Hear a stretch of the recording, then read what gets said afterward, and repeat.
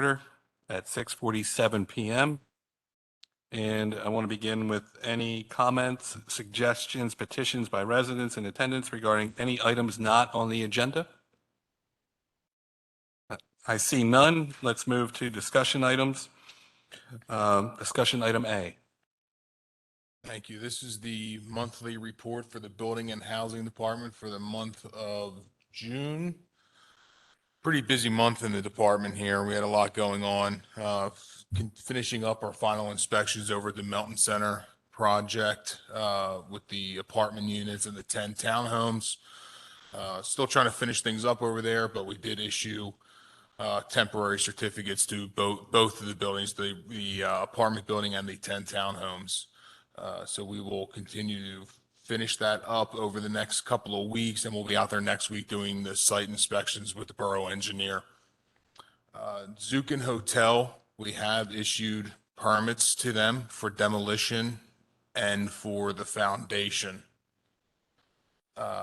We haven't received any word of when they're going to start yet, but I expect it to be soon. I know I did receive a call that they are trying to make some changes to the building structure, not the architecture itself from the outside, but the actual structure. So they'll resubmit those revisions. That's not going to stop them from starting demolition, but we will have a pre-planning meeting with them before they begin anything. So just keep your eyes and ears open to see when that building starts to come down. Hopefully we can coordinate it with the closure and then we don't have too much activity on Friday or over the weekend. We have had some big movement on the Davis Oil site. The property owners have submitted their demolition permits for all of the buildings on that site. I am waiting on confirmation from the utility companies. They have to provide me letters from Pico and Aqua that all the utilities have been disconnected to those buildings before I can issue those permits. Once I have those, they're going to start demolition. So that is a great piece of news that we've received recently. DEP will be on site there during that demolition process because if they have to remove any soil for the foundations of those buildings, DEP will be there to monitor everything that's going on with that process. And at the end of June 27th, we had our state accessibility audit. For those of you who do not know what the accessibility audit is, every 5 years, the Department of Labor and Industry comes into every municipality and audits the building department on permits that they've issued for commercial projects. They review the plans that they've approved, the certificate of occupancy, and the permit. They also go out to the site and inspect the building just for the accessibility features to ensure that the department and the building official are conducting those reviews and inspections appropriately. So anything that the inspector may have missed during their inspection will be noted in a report. I feel that the audit went very well. I'm hoping that the report is very favorable. But we'll wait to see that shortly. I don't know how long it'll be before we get an official report, but that will be forwarded to Borough Council when we receive that. And lastly, real quick, just go through Jeff, if you can just scroll down to the report at the bottom there. Won't go through this in great detail. I just do want to bring attention to the amount of permits that we've issued. Last month, we issued 68 permits. You can see that there is an upward trend of the number of permits that are coming in here and the permit revenue that's coming in. We are getting busier every month. So we, hopefully we can stay on track here and remain efficient. We are looking to, we have offered somebody the code enforcement officer position. We're just waiting on the background information to come back and their physical, so we can get them in here, get them trained. But things are looking trending upward for the department here, which is a good sign. Mr. Gore, I have a question for you. Sure. It's a big jump in the dwelling units rentals. 37 last year, 154, it's like 5 times. Is that a reflection of the Melton Center apartments or something else? No, no. Last year during June, there was, with COVID, a lot of the rental units were not inspected, or they were pushed off for a year. A lot of the landlords or property owners or tenants for that matter weren't comfortable with somebody coming into the house. So that's why you'll see that big jump there. Okay, thank you.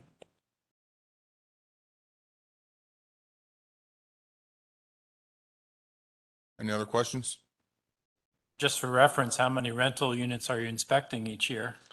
We inspect roughly 5,800 rental units annually. And the number, I'm surprised that the number 1,300 is as high as it is right now with only having one person for the past several months doing those inspections. But that person has been doing a fantastic job trying to keep up with those.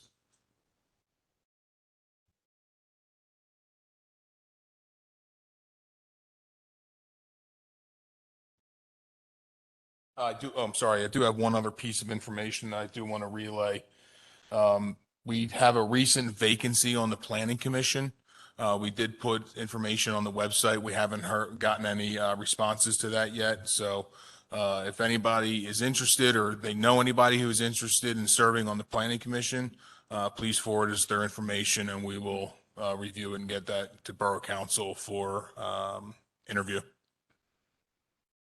Thank you. Any further questions about item A? None here. Thank you very much. All right, let's move to item B, the informational presentation on Stormwater Ordinance update. Yeah, I'm going to turn this over to Will Williams. He's been spearheading this effort for us. It's been a collaborative effort with a lot of departments. But go ahead, Will.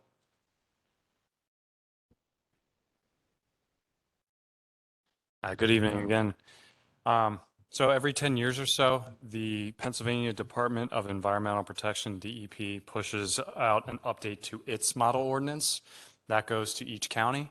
And then from the county, those changes get pushed down to every municipality. So in other words, we're mandated to update our stormwater ordinance this year. The last time they did this was about 2013. And it's that time again. There are a lot of changes here, but there's not a lot of substance to the changes. And we have a very tough stormwater ordinance already. Our engineer called it A+ ordinance, which I wrote down because I haven't gotten a lot of A+ in my life, and it was good to get that. Having tough stormwater regulations means that new development and particularly redevelopment of the borough results in better stormwater management, less flooding, cleaner streams downstream of us. So the deadline for passing this is September 30th, and we weren't given a lot of time to do this. The Chester County Water Resource Authority was working with DEP to review and revise a couple things in their model ordinance, make sure that the county's model ordinance aligns with DEP. DEP's happy with what Chester County is pushing down. And they only issued final guidance the first week of June. Since then, we've been, as Kevin said, myself, Mr. Metrick, Kevin Gore, our Pannoni, our engineer, and our solicitor, we've been working hard on this. So again, that deadline is September 30th, which means next month, Borough Council will have to approve the changes to the ordinance. So we kind of wanted to start that process this month rather than have to go through everything in 1 month. So there's 2 attachments in the attachments folders for this meeting. We're not going to go through them all, but the first is a summary of changes. This was published by Chester County Water Resource Authority. This strongly suggests to go through and just kind of get a understanding of the type of changes that are in here. And should you want to see these changes in the context of the ordinance, the second attachment is our current ordinance in track changes mode with about 95% of the changes reflected there. So if you're looking at the summary, there's not a lot of context there. It's kind of hard to follow. So if you feel like reading a stormwater ordinance, it's there and there'll be more context for understanding it. Again, although there are a lot of changes, there's not a lot of substance there. It's mostly what I would call housekeeping, cleaning, unnecessary or duplicative language. There's a handful of definitions relevant to the. Keep in mind, this is for DEP is statewide. And I got a glimpse of just how diverse stormwater issues are in other communities. If you're working out in, Lancaster County on stormwater, it's a lot. There's some new rules around discharges to storm sewer. This is just examples I want to provide. Dechlorinated swimming pool water, which is not really a thing. That was permissible in the old ordinance. Now they've ruled that out because, again, no one's dechlorinating their swimming pools before discharging. There's some definition changes to impervious, like one that caught my eye was solar panels. Previously, they were considered pervious, so long as it's vegetated underneath. That is now considered impervious, so just minor things like that. And there's some new rules about stormwater management site plans needed for development or redevelopment. That could be as simple as what the signature block looks like when you submit those plans. There's a more significant change that says you have to differentiate between pre-2013 impervious surfaces and post-2013 impervious surfaces, 2013 being when we passed, the initial statewide stormwater ordinance. Again, there are a few changes with more substance, and next month at Smart Growth, we're going to have Nate Klein from Pannoni come in and talk us through some of the more technical details. But again, the idea tonight is just to put this on your radar, get you familiar with the two.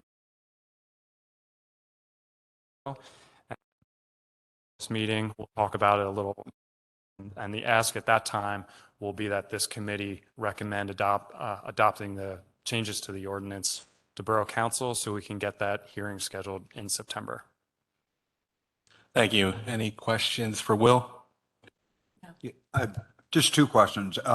Where it says the reason for the update and it's optional, is there a recommendation there? Yeah, so those are the things that Nate is going to walk us through, what the options are and what he's recommending and why.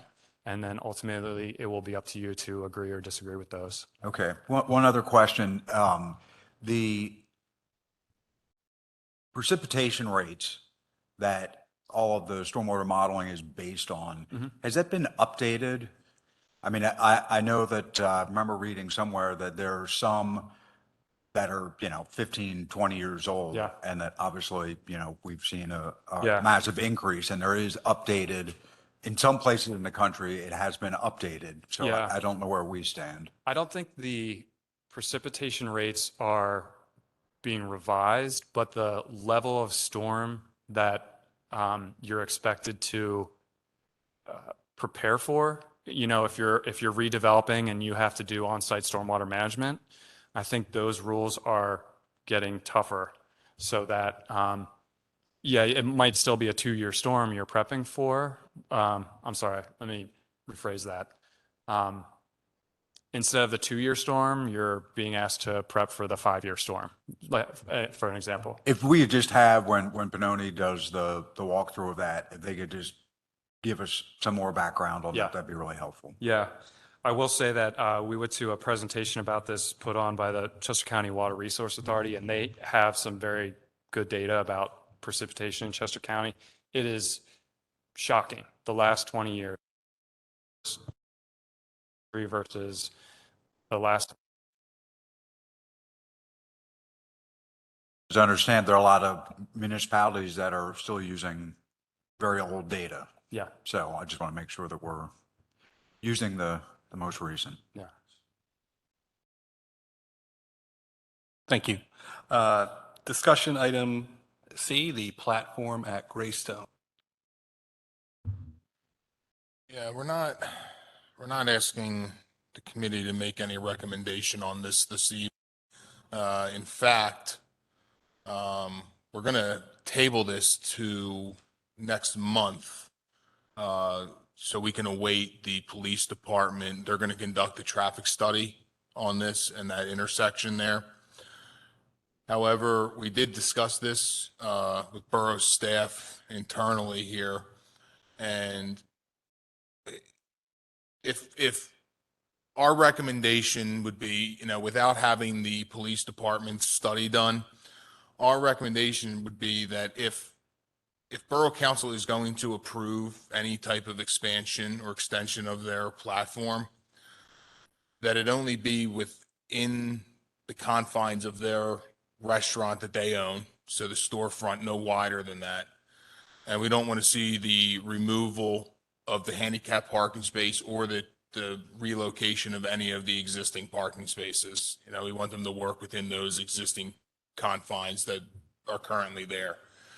We don't want them expanding past their storefront into other business fronts.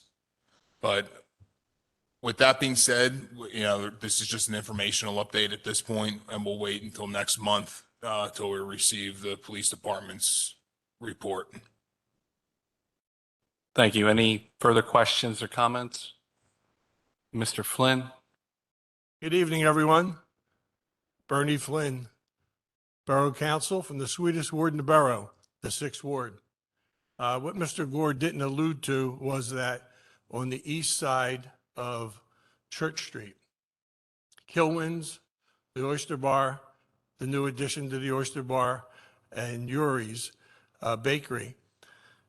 Currently, the way the meters are set up, the Oyster Bar is extending past their property line into the parking spot that would be right in front of Kilwin's door. And that's because the parking meters are not aligned properly on that street. And then there's a handicap spot right in front of it. By allowing Greystone to extend any more of their parking, I am representing right now the constituents of the 6th Ward, landlords in the 6th Ward, and residents in the 6th Ward that don't want to see this expansion occur, because what it will do is, I believe there's 4 parking spots, and it will eliminate the parking on the east side of Church Street for anybody to come in and use any of the other businesses along that stretch. It's rare that you have a landlord call and voice an opinion about parking. But what's happening now, the encroachment of the way the parking is laid out, it's detrimental to the other businesses in the first block. And I'll vehemently support the businesses in that block as we move forward. The police study is basically just going to tell us whether if a car comes around the corner, if it hits the platform, what kind of platform to put there. But there's a unloading spot there and an alley. And if we allow the restaurants to take up one restaurant to take up 4 parking spots where there's probably only 5, that eliminates the commerce for the other businesses in that block, whether you're on the west side or the east side, because you can't park during the day or even on the weekends. So to visit the spot, I challenge you to go get a cookie or a donut at Yuri's. And always that ice cream at Kilwin's keeps my A1C where it belongs, above 7. So take a look at it. You'll see how the platform from the Oyster Bar actually cuts the parking spot in half because the way it's laid out. So Is the platform already up, Mr.? the Oyster Bar right now has 2 parking meters that they pay for. And the way it's configured, if you're looking at the face of the Oyster Bar, the right-hand side extends past its building because the way we have the meters. Because the meters aren't exactly they're 22 feet long, and it's actually encroachment into the, in front of Kilwins. At one point, we had to almost bag the handicap parking spot there because the handicap spot couldn't be used because the cars were parked and the handicap parking spot couldn't be used. So it's an infringement on the other businesses that are there.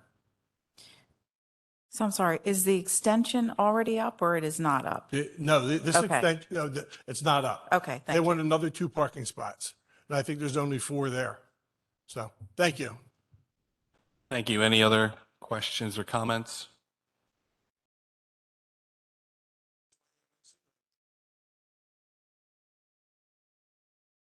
Sarah Simpson, owner of Kilwins.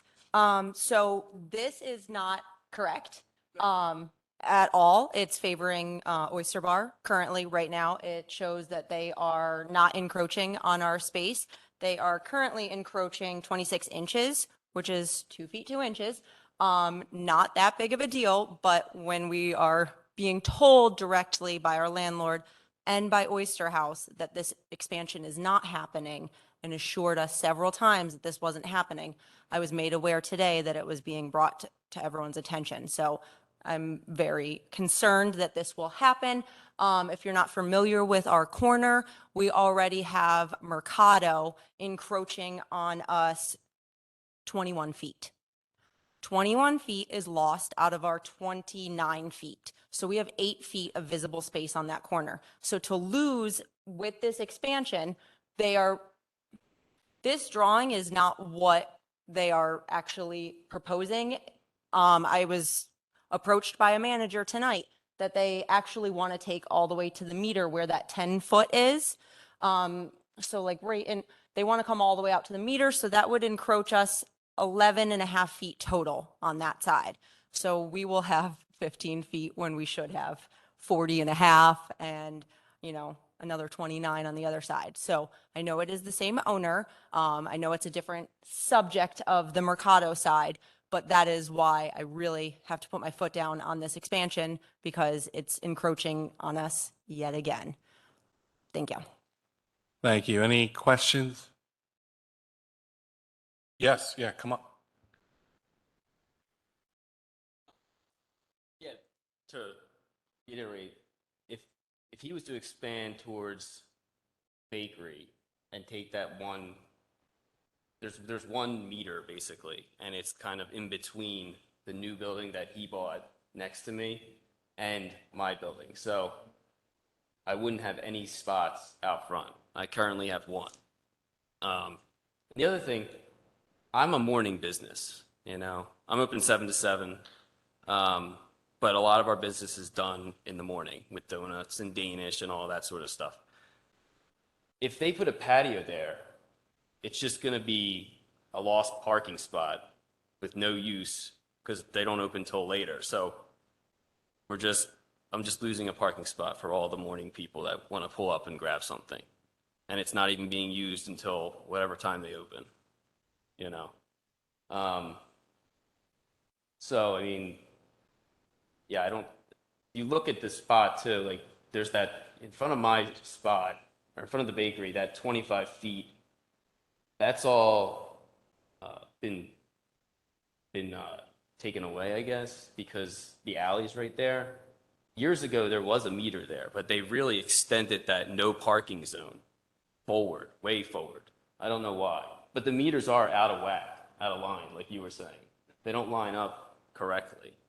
And if he goes towards the bakery, that 1 spot that I have is going to be lost. So, questions? Thank you. I have one question for Mr. Gore about, so are the patio places, is that like a permanent? Or do people ask for them on a yearly basis? Like how does Mercado, So Continue to get them. Mercados, for instance, once they are approved, they're approved annually. They have to apply for it each year, but once they have that approval, they can put it out each year as long as they apply by the deadline. Now, if they don't apply by the deadline and somebody else was to apply, because you're only allowed 2 platforms per block per the ordinance, if somebody else was to apply, then they could be granted a platform instead of the one who was previously approved. Thank you. And I just want to follow up in regard to the encroachment, the current encroachment in front of Kilwins. We did notify Greystone's attorney, who was supposed to be here this evening. I have no idea why they're not here. But we did inform them that they were encroaching into Kilwin's frontage, and they were instructed to move the platform. Hasn't been done yet, so we will follow up on that. So, Mr. Core, that was actually one of my questions. Typically, when these are presented for the platforms, there's a representative from either the business or their attorney. It doesn't fall, it's noticeable that no one is here.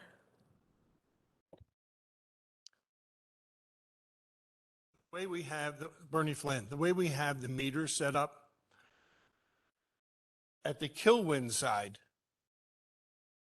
the Oyster Bar is actually paying for 2 meters, which is 2 platforms. Okay? So in essence, they're allowed to come all the way up to that meter, that 10-foot meter, because they're paying for 2 meters. The way the meters are laid out, it doesn't correspond to the size of the building anymore. The Oyster Bar is like 2 feet and into that spot where they could actually legally take that whole spot because they're paying for it. But the law says you have to stay in front of your building. You take the edges of your building and go out to the street, and you're not supposed to expand beyond the perimeter or the edges of your So building. we have a couple issues here then. The meters are off, Right. which is a huge issue. The other issue is that, we don't know if this is their exact plan, right? I mean, this is what they submitted. They're saying it's different. I believe, we also have to do the police study as well. I'm comfortable with tabling this till next month to hear more. The long-term issue is we're going to have to look at how these platforms are approved moving forward. We've approved them, but we're going to have to probably set guidelines moving forward, and that's going to have to be changed because in some instances it may go over that property line. The problem is, the overall problem, as you say, there's 2 problems. The police study is going to tell us about the crash, whether somebody coming around the corner road is going to be safe enough, or does it obscure the sight line? What happens here is the way the meters are set up, you have 2 rules. One, you got to stay within the footprint of your building. And 2, when you pay for 2 meters, you're assuming you can go to the extent of those 2 meters. So maybe we should probably look at parking and decide how that maybe eliminate a meter and in front of the buildings. There's Or 22 feet readjust the meters and Yeah. make sure they're measured out Right. correctly. So the parking space is about 22 feet in length. So, but, for next month, you can see that the way the diagram looks, even it's not the scale, it's obvious that it's encroaching on all the other businesses on the east side where they can't do commercial work. So, thanks. And again, it's interesting that there's no representation. And I think when we've looked at these extensions before for Split Rail, for Limoncello, they had their neighboring businesses support the That's true. extension. They did. And we have the complete opposite here. Yeah. So thank you so very much. Thank you, council. You're welcome. And then, so the decision will table this till next month then.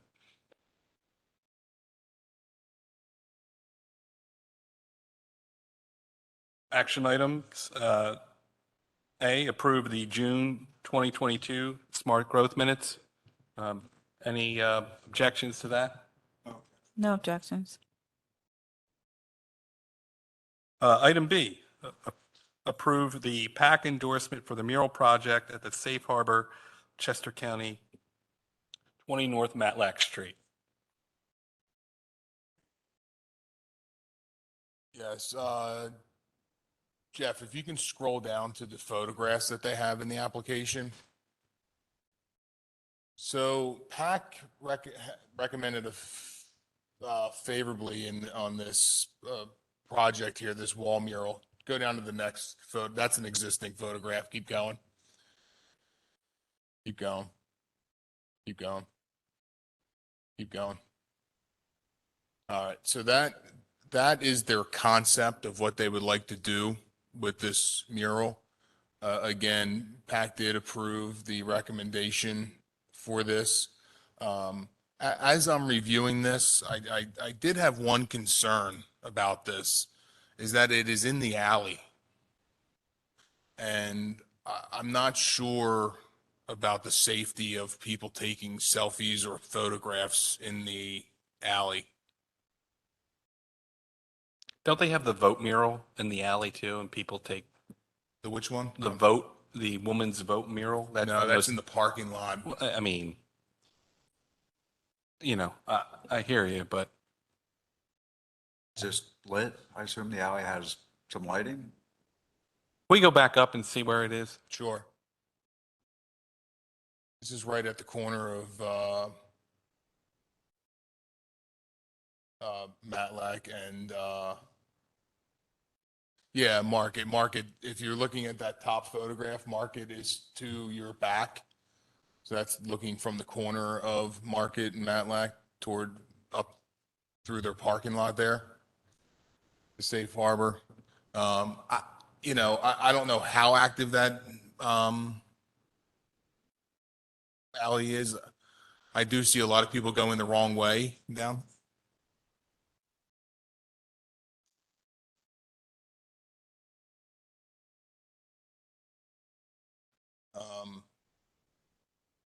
Other than that, I mean, obviously I don't know if that was taken into consideration when PAC was reviewing it, the safety aspects of. Do we need to have the police review that? I mean, if that's the concern. I mean, if nobody else has a concern about it, that's fine. I'm just You know, bringing, I'm just I don't bringing have it too to much of a everybody's concern. attention that Yeah.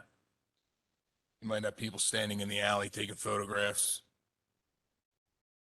Is that the intention of the mural? That is what it is. They're calling it a selfie mural. So that you Like stand- Nashville. You stand in People go front to of Nashville and they take that picture. those butterfly wings. Get your picture taken. I mean, I don't have that concern. I know that alley right there. I mean, it's open up because you have that parking lot right there that's open. There's no trees that cover anything. It's clearly in the line of sight when you go. Yeah, when the you're going up only- Matlack. And the only benefit we have is here, they still have to go to HARB. If this endorsement is approved, they'll still have to go back to HARB because it is in the historic district. So, we can then evaluate it. We'll have some time to evaluate that aspect. And I before know, it's- I know Stephanie Burrell. She's a neighbor of mine. She does a lot of work within the community, face painting. And I don't think that there was, any other intention other than that to help make things a little bit brighter for some people.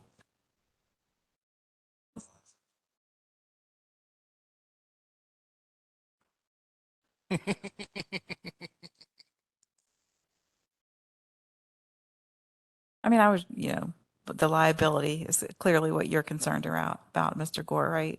I'm sorry. The liability?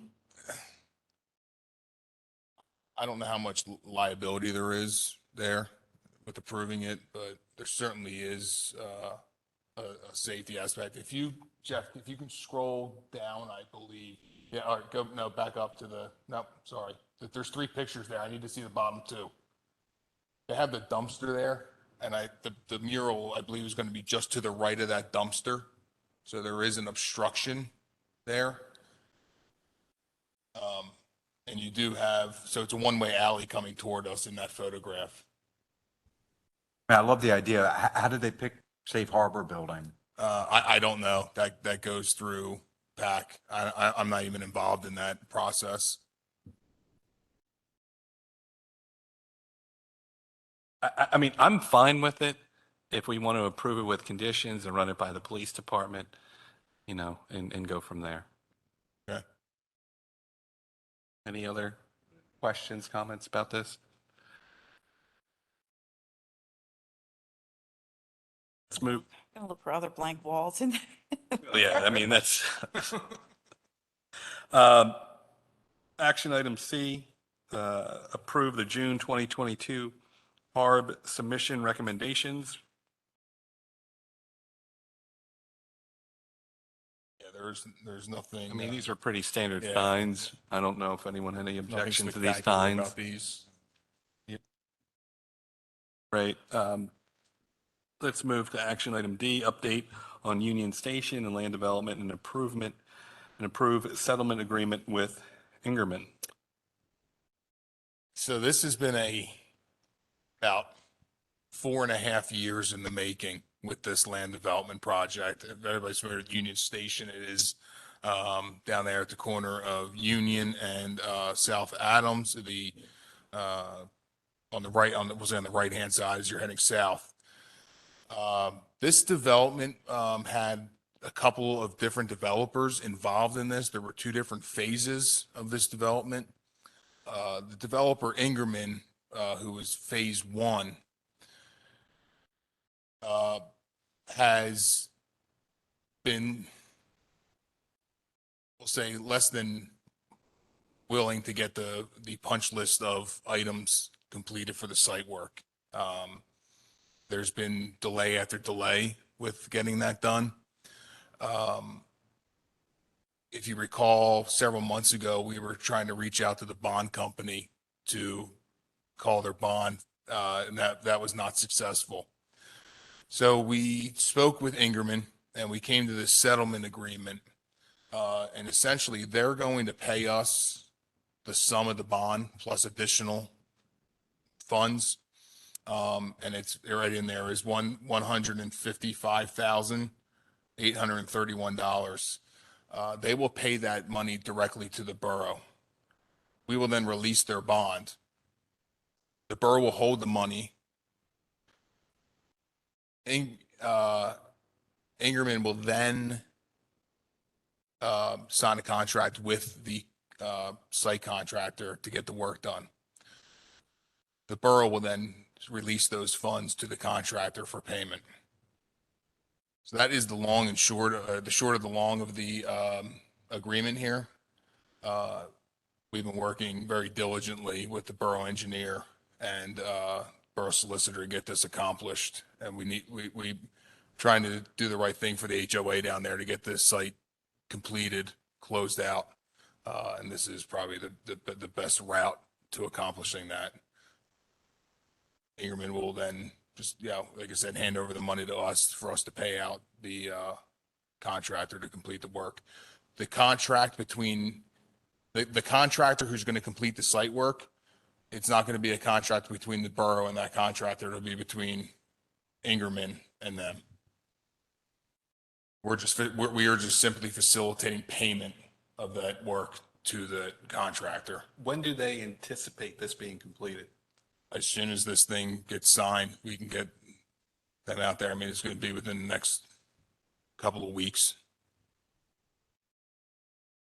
So if they're holding the contract, then we have nothing to hold them to some standard.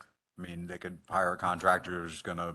No, so Pannoni has already received, and there's attachments in here. We've already received proposals from contractors who are qualified to complete this work.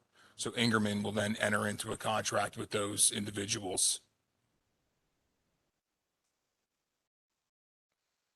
We assisted in getting proposals from qualified contractors for Ingerman to contract with. That's correct. So they still have standards to comply with. They still have a land development agreement. They have this settlement agreement that they're going to have to comply with. And we will still conduct our inspections of that work. And these funds will also help, pay any, cover any unpaid legal or engineering fees that the borough has incurred. the development. Any further questions? No. Thank you. Item E, Mr. Hickey, consider resolution from the Railroad Restoration Committee to provide rail service via the Metro concept between Westchester and Wawa, Delaware County. Thank you for your patience.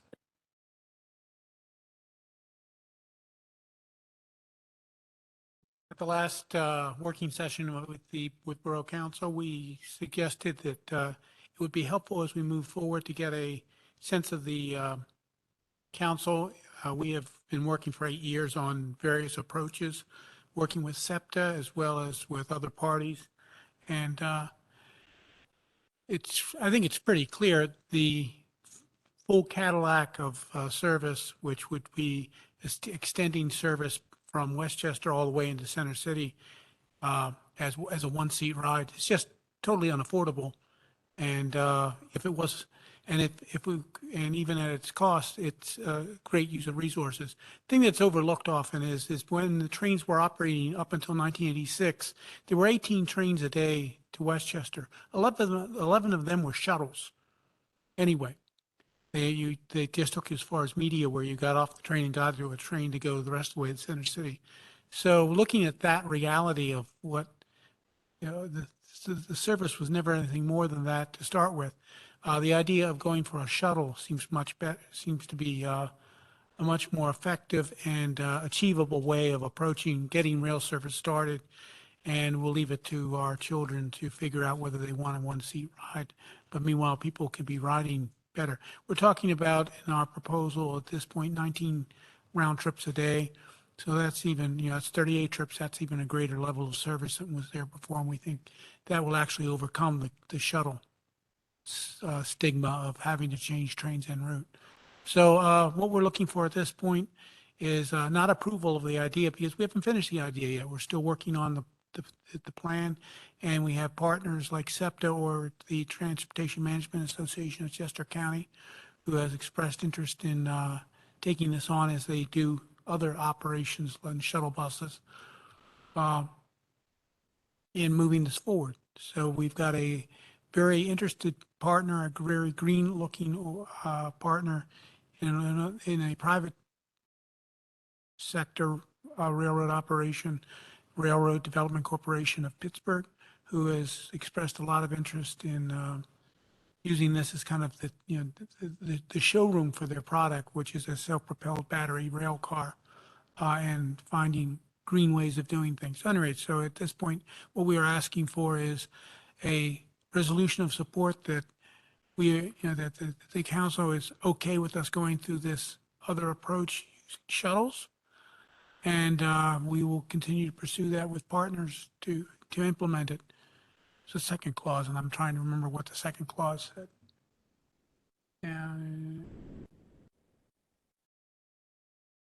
I guess that's it. Well, thank you. I do support this resolution. I think your efforts have been commendable. I would like to see a shuttle return to Westchester, and I hope that one day that could happen. Yeah. No questions. Okay, thank you. McGinnis, I fully support it. So what is how fast is this?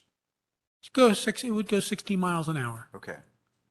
Which is the operating speed that the track was when it was taken out of service in 1986. Thank you.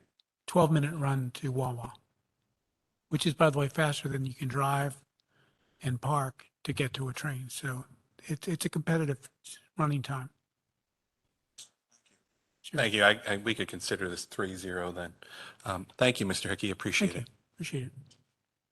Other business, we're looking at the committee meeting schedule, which we talked about the last meeting, in which case we would flip the meetings.